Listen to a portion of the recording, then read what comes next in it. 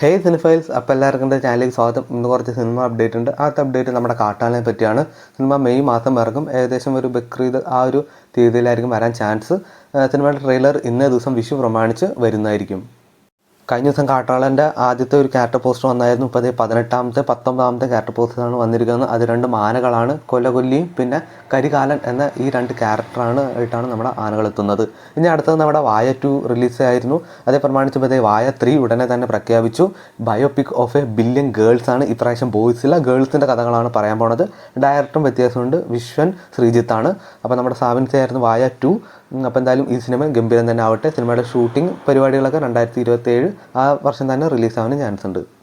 ഇനി വിഷു പ്രമാണിച്ച് നമ്മുടെ വരവ് എന്ന ജോജി ജോർജിൻ്റെ ഈ ചിത്രത്തിൻ്റെ ടീസർ രാവിലെ 11:11 റിലീസ് ചെയ്യുന്നതായിരിക്കും.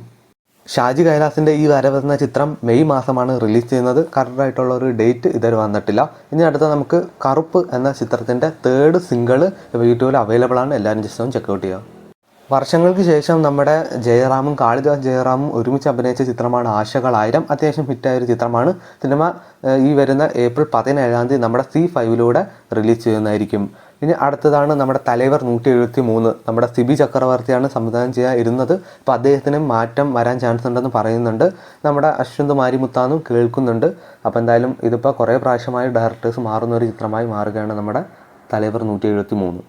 നമ്മുടെ ഷർഫുദ്ദീൻ്റെ മധുബുദ്ധി എന്ന ചിത്രം ഇപ്പോൾ 2ാമത്തെ പ്രാവശ്യമാണ് ഡേറ്റ് മാറ്റുന്നത്. ഇപ്പോൾ ഏപ്രിൽ 17 റിലീസ് ചെയ്യാനിരുന്ന ചിത്രം പിന്നെ പോസ്റ്റ്പോൺ ചെയ്ത് ഏപ്രിൽ 23 റിലീസ് ചെയ്യുന്നുണ്ട്. മാർച്ചിൽ നിന്ന് ജൂണിലേക്ക് വെച്ചൊരു ചിത്രമാണല്ലോ നമ്മുടെ ടോക്സിക്. സിനിമ പെഡ്ഡി എന്ന ചിത്രത്തിന് വേണ്ടി വഴിയൊരുക്കുന്നു എന്ന് കേൾക്കുന്നുണ്ട്. അതായത് പെഡ്ഡി എന്ന ചിത്രത്തിന് വേണ്ടി സിനിമ റിലീസ് ചെയ്ത് മാറ്റുമെന്ന് ഒരു റൂമേഴ്സ് കേൾക്കുന്നുണ്ട്. ഇനി അടുത്ത നമ്മുടെ NTRൻ്റെ ചിത്രമാണല്ലോ ഡ്രാഗൺ. പ്രശാന്ത് നീൽ ഡയറക്റ്റ് ചെയ്യുന്ന ചിത്രത്തിൽ നമ്മുടെ ആലിയ ഭട്ട് ഒരു റോളായിട്ട് വരുന്നുണ്ടെന്ന് റൂമേഴ്സ് വരുന്നുണ്ട്. എന്തായാലും നമുക്കൊരു ഒഫീഷ്യൽ അപ്ഡേറ്റിന് വേണ്ടി വെയിറ്റ് ചെയ്യാം. വായ 2 എന്ന സിനിമയുടെ ഡയറക്ടറാണല്ലോ നമ്മുടെ സവിൻസ.